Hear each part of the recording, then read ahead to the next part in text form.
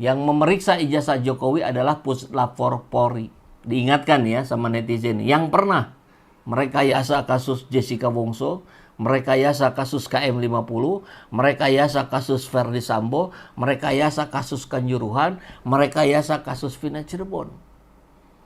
Jadi apakah layak dipercaya? Nah, ini pertanyaan publik hari ini ya. Adillah pada kami tak bodoh, meski memang kami tak pandai, tapi kami berjanji akan tetap mengkritik sesuai isi hati. Hei penguasa, ini kami rakyat jelata, engkau ada untuk siapa? Hei penguasa, ini kami rakyat jelata, mau sampaikan semua keluh kesah. Bekerjalah dengan hati, pakai empati, jangan banyak intrik, apalagi bikin taktik. Bijaklah dalam membuat peraturan, jangan sampai bikin aturan yang berat sebelah. Ahmad Ozinuddin juga menyampaikan bahwa masalah Puslab 4, Pusat Laboratorium Forensik Bareskrim Polri, adalah kredibilitas dan reputasi, bukan teknologi. Apa maksudnya? Kita lihat. Ijazah Jokowi yang diuji oleh Puslab 4 Bareskrim Polri tak akan menghasilkan kesimpulan apapun. Kenapa? Karena hasilnya meskipun nantinya disebut identik, dikatakan asli, hal itu tidak akan mengubah keyakinan publik tentang masalah ijazah palsu Jokowi. Pengujian Puslap 4 Bareskrim hanya akan menimbulkan dua masalah. Satu, kasus ijazah palsu Jokowi tak akan pernah tuntas. Dua, kepercayaan publik pada institusi Polri makin ambruk. Ini menurut Ahmad Ozinuddin. Masalahnya bukan pada alat, bukan pada teknologi, bukan pada material penguji, akan tetapi masalah utamanya kredibilitas. Reputasi institusi Polri yang sudah jatuh akibat sejumlah kasus.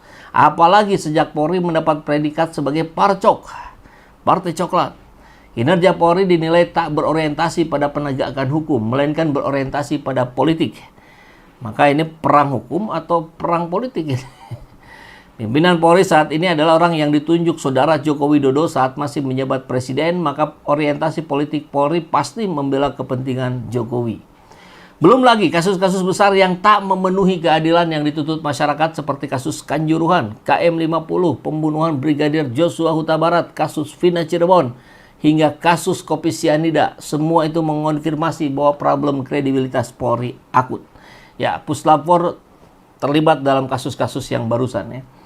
Termasuk yang terakhir pada kasus Pagar Laut PIK 2.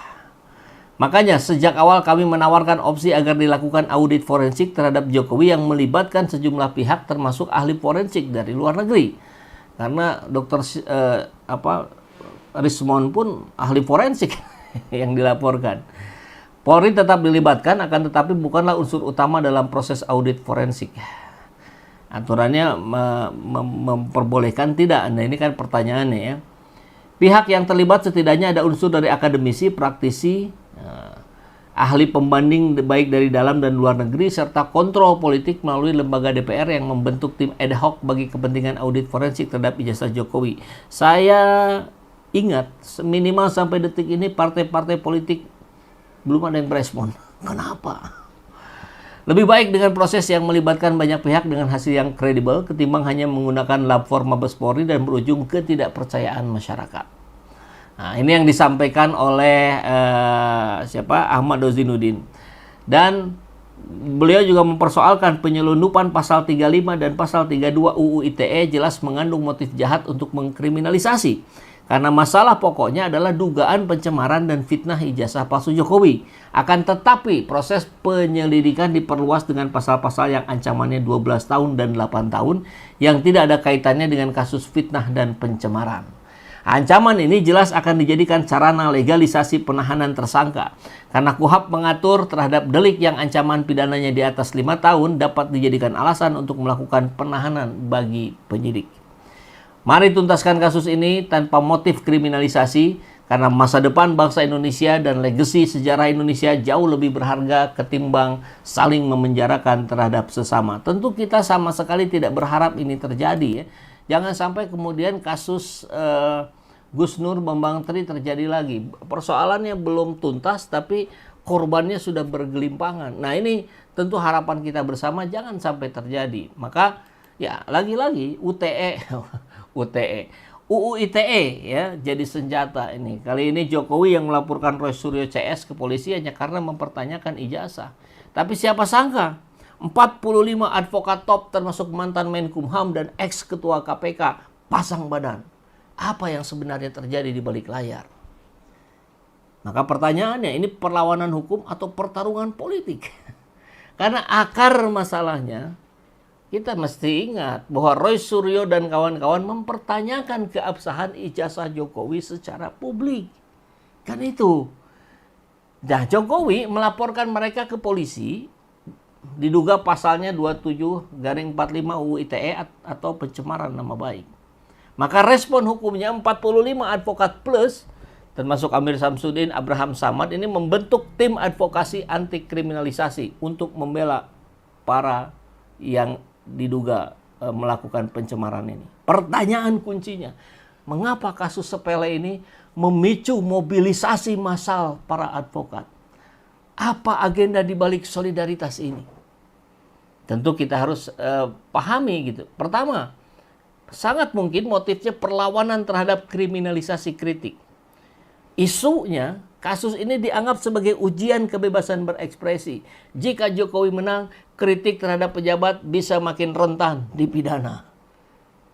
Target advokat, pematahan presiden bahwa kritik akademik tidak sama dengan penghinaan. Dan menekan polisi atau kejaksaan agar tidak meneruskan penyidikan. 2. Pertarungan simbol elit politik. Para mantan pejabat. Amir Samsudin, Abraham Samad, kan kita tahu ada riwayat berkonflik dengan rezim Jokowi. Maka dukungan mereka bisa bermotif mungkin balas dendam politik atau pembentukan narasi anti Jokowi. Yang tak kalah menarik adalah keterlibatan orang-orang yang ada dari LBH Muhammadiyah dan Masyumi. Ini menunjukkan keterlibatan kelompok Islam dalam isu ini. Kalau nanti ternyata di klarifikasi kedua orang ini memang mewakili, satu orang mewakili Muhammadiyah, satu orang mewakili Masyumi. Maka efek psikologis adalah dengan menggerahkan banyak pengacara ini, maka kasus ini akan menjadi besar untuk menunjukkan di media adanya ketidakadilan. Dan tekanan kepada Jokowi, lihat rakyat dan ahli hukum pun tidak setuju dengan laporanmu. Nah, kurang lebih kan begitu. Tapi kita kalau bicara dampak hukum dan politik, tentu jika Roy Suryo kalah, maka ini presiden buruk, kritik terhadap pejabat makin beresiko dipidana. Kredibilitas Jokowi anjlok, dianggap otoriter dengan memakai UU ITE untuk membungkam lawan politiknya.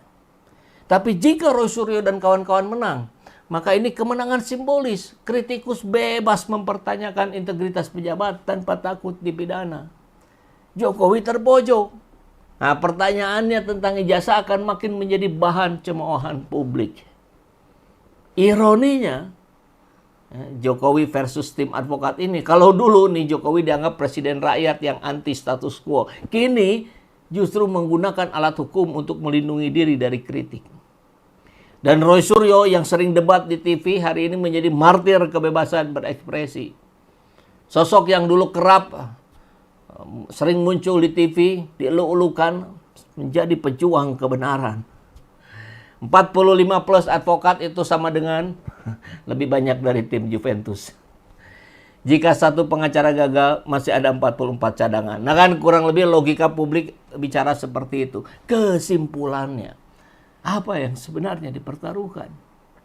Bukan cuma soal ijazah Jokowi, melainkan pertarungan wacana kebebasan versus otoritarianisme hukum. Elit lawan politik Jokowi memanfaatkan momen ini untuk melemahkan legitimasinya. Maka rakyat civil society tentu harus kritis. Apakah ini perjuangan HAM Atau sekedar akting politik para elit yang sedang cari panggung? Nah, silakan menurut sahabat semua, apa motif sebenarnya di balik 45 plus advokat ini? Bela kebenaran atau mungkin cari sensasi? Apa yang sebenarnya mereka ingin lawan?